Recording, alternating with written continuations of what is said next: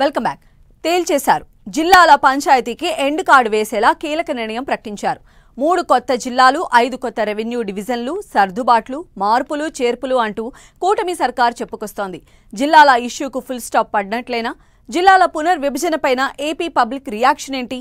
పొరపాట్లను సరిదిద్దారా? కొత్త సమస్యలేమైనా తెర మీదకు వస్తున్నాయా?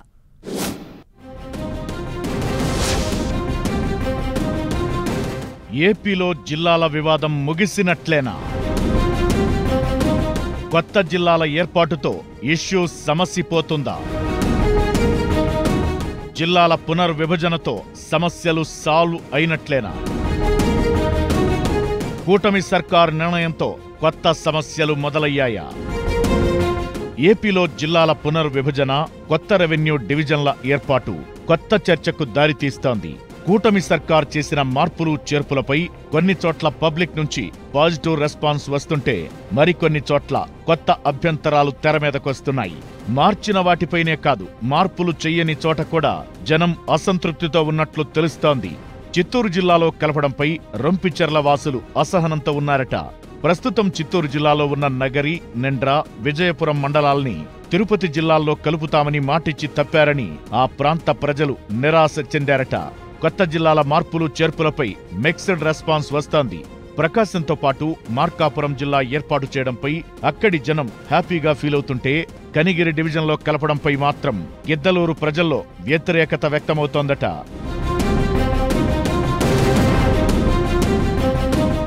మదనపల్లి జిల్లా ఏర్పాటుపై అంతా హ్యాపీగా ఉన్నట్లుగా తెలుస్తోంది.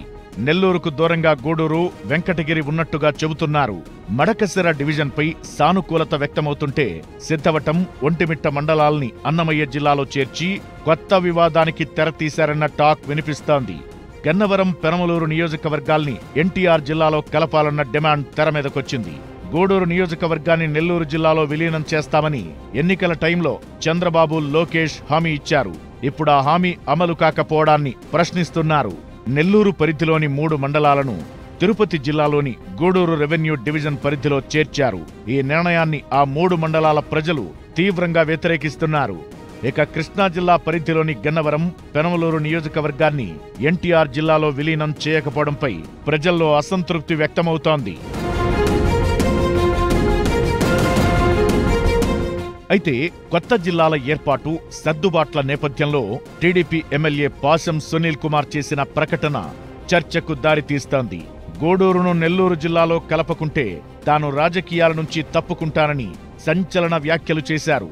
గూడూరును తిరుపతి జిల్లా నుంచి తిరిగి నెల్లూరులో కలపకపోతే ప్రజల తరపున పోరాడుతానని స్టేట్మెంట్ ఇచ్చారు. గూడూరును నెల్లూరు జిల్లాలో కలుపుతానని సీఎం చంద్రబాబు, లోకేష్ హామీ ఇచ్చారని గుర్తు చేసిన ఎమ్మెల్యే సునీల్ తాను అసెంబ్లీలో 2 సార్లు ఈ విషయాన్ని ప్రస్తావించానని చెప్పుకొచ్చారు. 3 కొత్త జిల్లాల ఏర్పాటు, సర్దుబాటుపై ప్రజల నుంచే కాదు, కూటమి నేతల నుంచి కూడా అసంతృప్తి వ్యక్తమవుతోంది.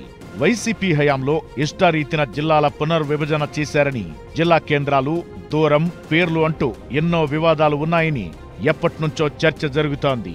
వాటన్నింటికీ కూటమి సర్కార్ చెక్ పెడుతుందని అనుకుంటే కొత్త సమస్యలు తెరమీదకొస్తున్నాయన్న గుసగుసలు మొదలయ్యాయి. జిల్లాల పునర్విభజనతో వస్తున్న ఈ కొత్త సమస్యలకు కూటమి సర్కార్ ఎలాంటి పరిష్కారం వెదుగుతుందో చూడాలి మరి.